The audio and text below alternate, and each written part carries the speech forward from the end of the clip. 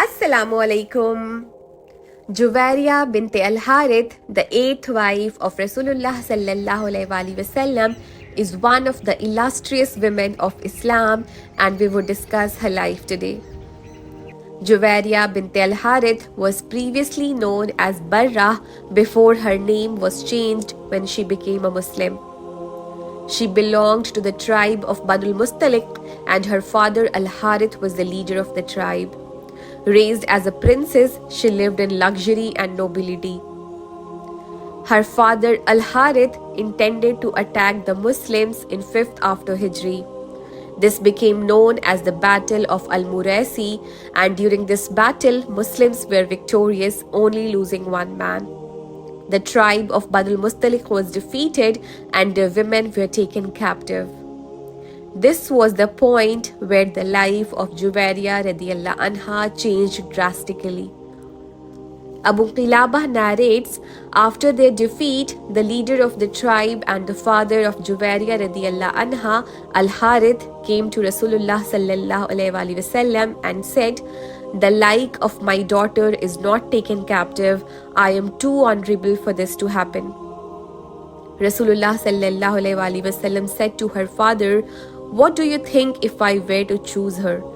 Her father went to her and said, "This man has chosen you, so do not disgrace us." He meant to say, "Do not marry him." She said to her father, "Verily I choose Allah and His Messenger." Her father replied, "By Allah, you have disgraced us." Aisha radiyallahu anha said, Juwairiya bint al-Harith fell to the lot of Thabit bin Qais. She entered into an agreement to purchase her freedom. She then came to Rasulullah sallallahu alaihi wasallam asking him for the purchase of her freedom. She said, "Messenger of Allah, I am Juwairiya bint al-Harith and something has happened to me which is not hidden from you. I have fallen to the lot of Thabit bin Qais and I have entered into an agreement to purchase my freedom.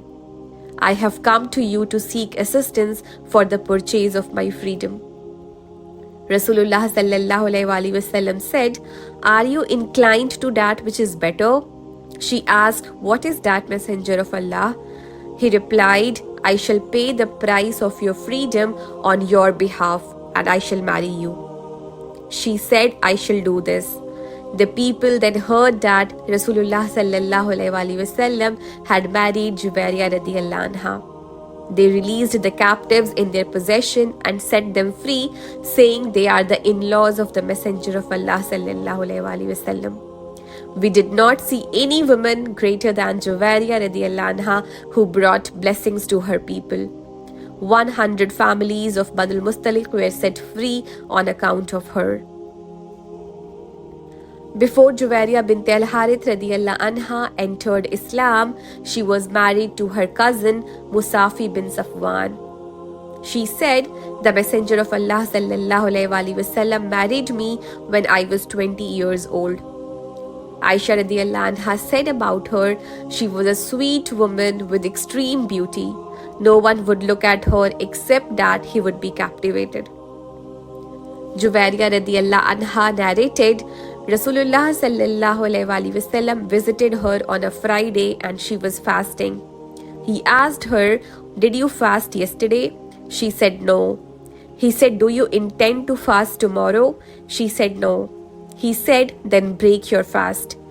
From this we understand that it is disliked singling out Fridays for fasting without fasting on a Thursday or Saturday unless there is an acceptable reason.